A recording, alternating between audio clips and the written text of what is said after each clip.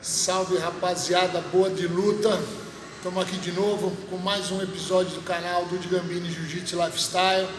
Depois de uma pequena ausência devido a turbulências da minha vida pessoal, mas isso aí já foi resolvido e a gente está aqui de novo para colocar no ar mais um tema da nossa conversa sobre Jiu-Jitsu. Antes de mais nada, eu queria lembrar vocês, como sempre, né? Quem ainda não se inscreveu, corre lá no canal, se inscreve, ativa o sininho para receber as notificações das novas publicações que a gente faz aqui. Se você gostou, taca um like lá. Se você não gostou, dá um dislike lá também, que a gente quer saber como que está sendo direcionado o vídeo, como que vocês estão respondendo a essas paradinhas que a gente coloca aqui. Tá valendo?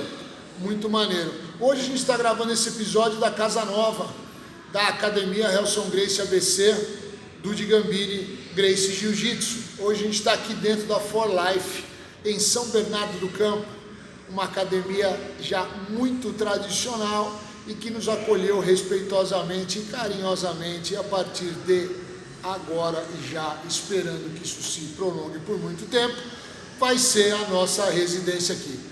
Um abração lá para o Miguel, dona da academia, Cris.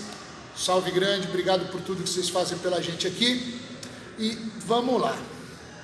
Bom, competições de jiu-jitsu. Eu já vou começar esse vídeo dizendo que eu não sou um grande fã das competições de jiu-jitsu. Eu tenho alguns motivos para isso.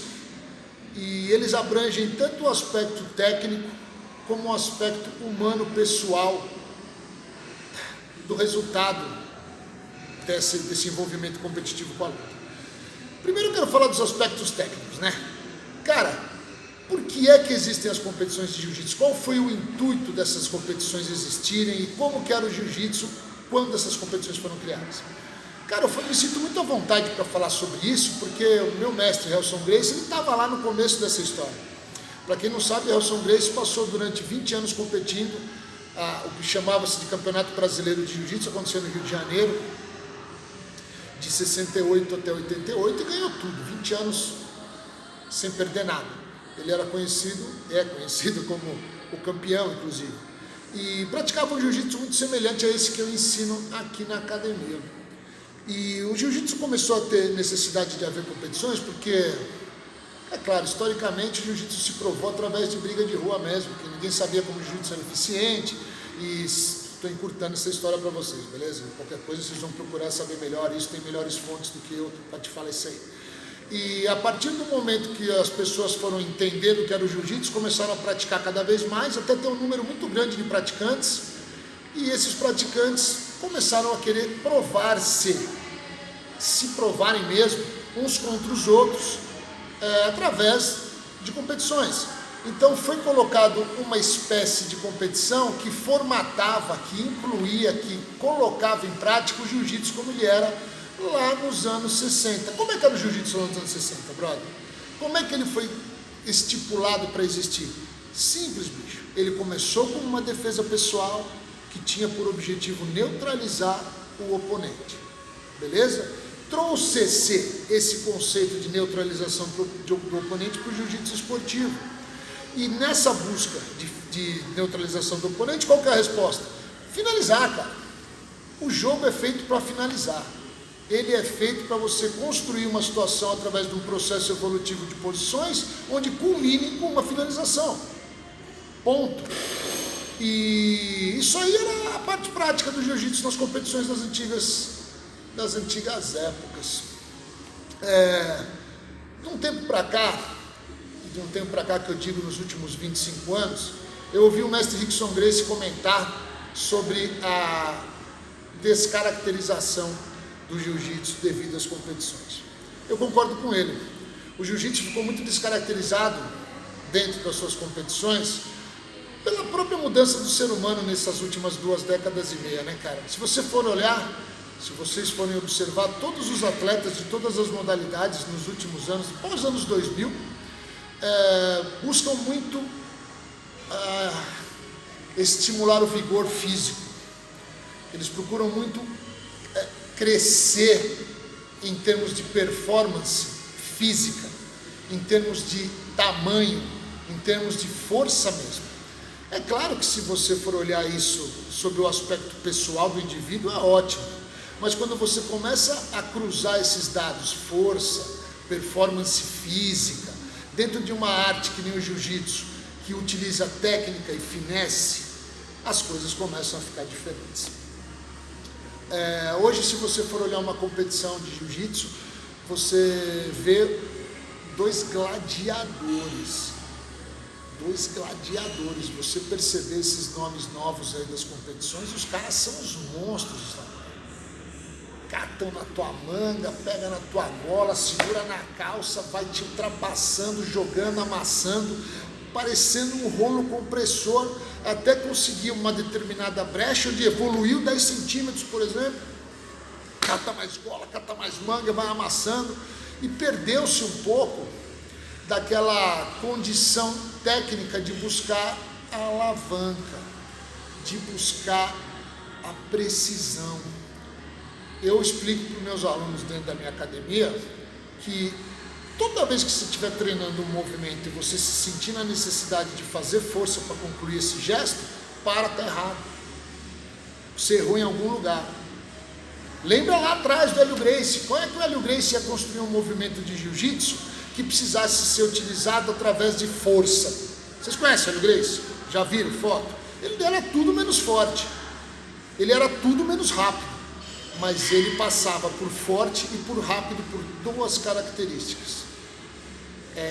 A rapidez dele, entre aspas, chamava-se timing. Ele estava pronto para perceber a oportunidade quando ela era dada e concluir o ato. E a tal força que as pessoas achavam que aquele senhorzinho tinha, não era força, o que ele tinha era o poder da alavanca, que o jiu-jitsu tem muito dentro das suas técnicas. Nas competições, as técnicas foram todas deixadas um pouco de lado, porque eles precisam da performance e do resultado. Outro fator muito preponderante para que isso aconteça é o fator tempo. É muito difícil você desenvolver um processo de progressão de posições no jiu-jitsu quando você é limitado por tempo. É muito difícil você desenvolver uma estratégia de luta cadenciada, técnica, paciente, quando você tem 7, 8, 9, 10 minutos para isso acontecer. O que resultou isso? O atleta hoje tem que ser explosivo, tem que ser muito forte e tem que se contentar com pouco. Essa é outra particularidade das competições que me irrita profundamente. Você não tem a obrigação de finalizar o oponente para que você saia vencedor. Cara, eu quando competia, eu já competi há um tempo da minha vida, mas eu parei por vários motivos. Um deles é essa descrença nessa metodologia de formato. Cara, eu já ganhei de muito cara pior que eu. Vou formular. Eu já ganhei de muito cara melhor que eu. E perdi para muito cara pior que eu. Porra, o jiu-jitsu não é para ser dessa forma. É pro cara que sabe mais vencer sempre. Então, quando você se coloca dentro de um sistema onde não é a finalização que conta, então as vantagens contam, os pontos contam, vou te fazer uma analogia. É que nem futebol. Qual que é o ponto alto do futebol? Você chega lá, fazer um gol. Fala aí. Então, o gol é o que, a alegria do povo, faz os times serem vencedores. Mas aí você chega e começa a falar assim, não é mais o gol que vai fazer o cara ganhar, o time ganhar. Vamos competir agora por quem fizer, se não fizer o gol, quem fizer mais escanteios vence. Porra, cara. O que é mais fácil você produzir dentro de um jogo de futebol? O gol ou um escanteio? Um escanteio. Acontece muito mais vezes dentro de um jogo escanteios do que gols às vezes. Então o time que treinaria supostamente para conseguir o maior tento futebolístico que é o gol, começa a parar de dar prioridade para isso, para começar a construir escanteios. A estratégia do time vai ser para construir escanteios. E o jiu-jitsu aconteceu a mesma coisa. Os atletas hoje procuram até mesmo desconstruir a luta de forma que ele consiga fazer pontos, em vez de progredir para uma finalização. Então esse prejuízo acaba que desconstrói completamente a filosofia do jiu-jitsu, que é finalizar. Pô, quanto mais a luta vira um esporte de competição, menos características de raiz ela tem. Por conta disso, da vaidade pessoal, da vontade que o cara tem de ser campeão a qualquer custo, de ele entender que para ele ganhar por uma vantagem, ele abriria a mão até de ser um cara melhor conhecido como finalizador. Eu conheço vários lutadores que já se encontraram em posições superiores dentro da luta e não progrediram por medo de tomar 1 ponto, 2, e que se contentaram com uma vantagem e venceram por isso. Pô, cara. Contra tudo e contra todos, eu cito aqui Roger Gracie, que é um cara que é simplesmente fenomenal de kimono. Ele mantém as raízes do esporte lá em cima, ele quer fazer a finalização acontecer e ele não se deixou levar por conta dessas possíveis modificações pessoais do atleta em relação ao lutador das antigas para fazer o jiu-jitsu acontecer. Ele vai lá e constrói a coisa dele na calma mesmo, na estratégia dele, e acaba que tem resultado. Por isso que é uma prova que as coisas que acontecem hoje em dia não são tão assim necessárias. Você pode ainda ter evolução e ter sucesso fazendo as coisas construídas da maneira como eram feitas antes. Mas não dá mais para chegar num aspecto hoje de entender que o lutador, ele coloca o jiu-jitsu acima dele, ele quer colocar o resultado acima do jiu-jitsu. Então acaba que ele sacrifica a técnica, ele sacrifica a filosofia do jiu-jitsu em prol do resultado da luta. Então, dentro da condição técnica que eu falei para vocês, que muda, o lutador de jiu-jitsu hoje, ele acaba que ele é uma máquina de se movimentar. É uma máquina de se movimentar. Mas em questões técnicas, ele sempre está procurando ajustar lá no final. Então você vê caras como Demian Maia, por exemplo, que constroem uma posição milimetricamente, passo a passo, ajuste pós ajuste, para a hora que você entender que a coisa vai ficar ruim para você, você já não tem mais por onde se mexer. Então só te resta bater. Os lutadores hoje se movimentam, pulam, saltam, de repente, pum, encaixa um triângulo e ele sofre para fazer aquele triângulo pegar, porque ele só colocou as pernas esteticamente no lugar onde deveriam estar, puxando o braço do cara na marra, ele não construiu, ele pulou lá. E acaba que tem que ficar apertando e muitas vezes não faz pegar. Então, tecnicamente, empobreceu muito o jiu-jitsu.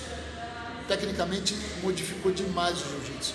Associo a esse comentário também o fato de haver uma padronização das lutas. Hoje você vê uma qualidade de lutador assim.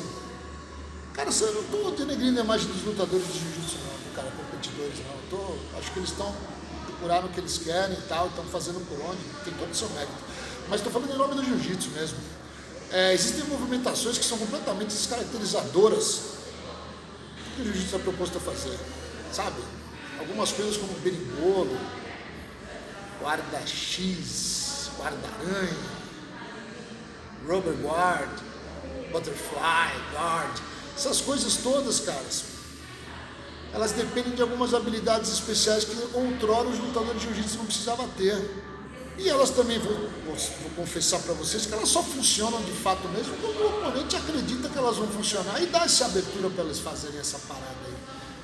Entendeu? Vai fazer um berimbolo no Ricardo Arona. Vai lá, enrola tuas perninhas lá. Já tive a oportunidade de fazer isso uma vez. Enrola tuas perninhas ali na dele e vê o que vai acontecer com você. Ele vai te amassar no chão, cara. Não vai entrar nesse jogo aí. Então é ineficaz. Porém já se tornou um padrão dentro da competição. Então, competitivamente, o jiu-jitsu foi evoluído em função de precisar se fazer pontos, de se movimentar sem direção, de não se haver uma estratégia de combate, ou seja, tudo é muito de improviso. E o tempo, para mim, é o fator mais de injustiça que existe dentro da luta. O Rickson Gracie tentou fazer uma competição onde resgatasse os valores primordiais do jiu-jitsu, do Metamoris. Vocês já viram falar do Metamoris? Já viram uma competição chamada Metamoris? Metamoris é uma competição de lutas casadas que tinha duração de 20 minutos por luta. Cara, 20 minutos é um tempo considerável. E só havia empate ou vitória por finalização. a proposta é tremendamente bacana. O que aconteceu foi que ele aplicou essa proposta numa época onde a mentalidade do lutador já estava completamente contaminada por esse negócio de pontos. Então eles não conseguiam se comportar bem nesses 20 minutos.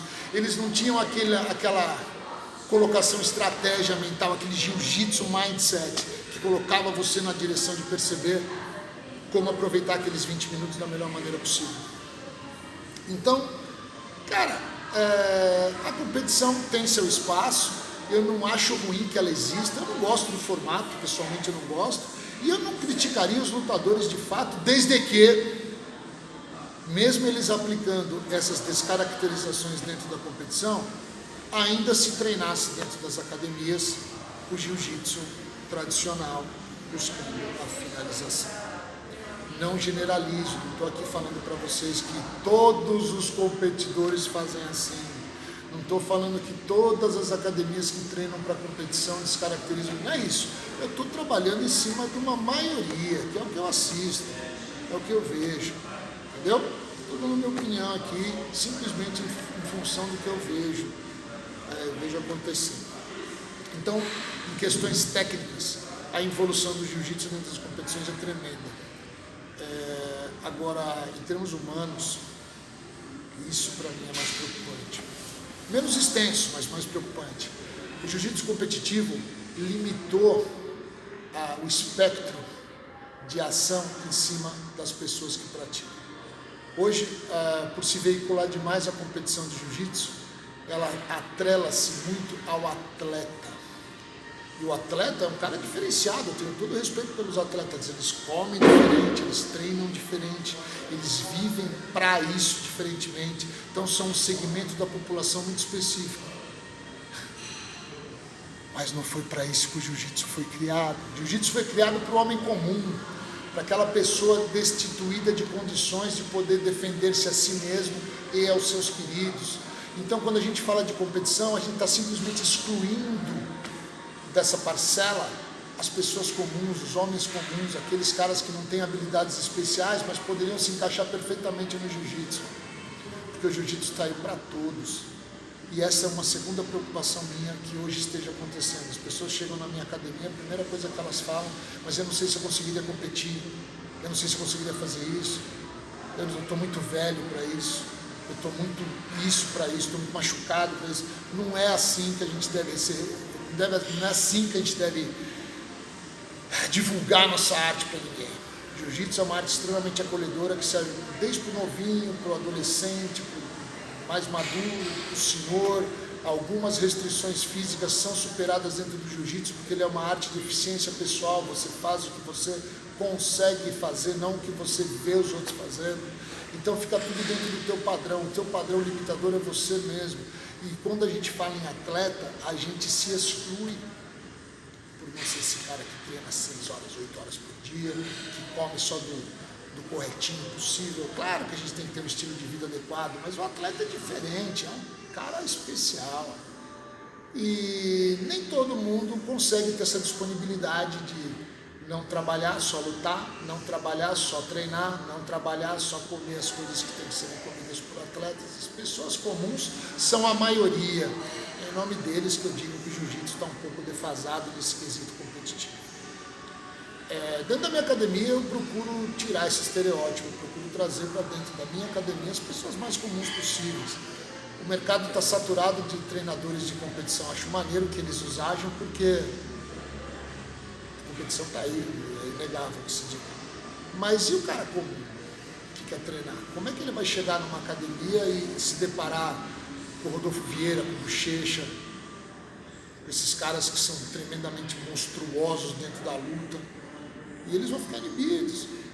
Tem que haver espaço para a pessoa comum dentro da luta. Então, queridos, minha abordagem do tema competitivo, como que ele agiu dentro do jiu-jitsu e por que eu não gosto das competições, simplificando aqui para finalizar esse vídeo, o jiu-jitsu para mim dentro das competições ficou muito abaixo da técnica que ele merece.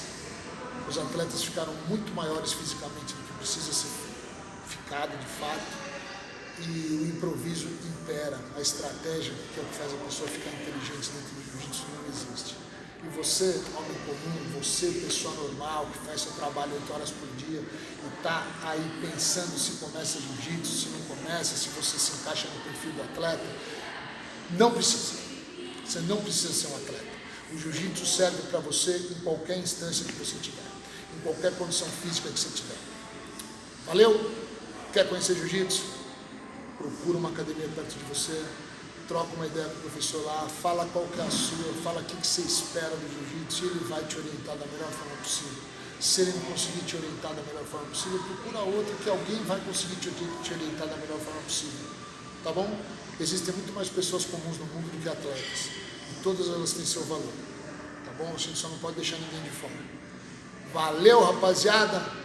Eu espero que isso tenha feito algum sentido para vocês.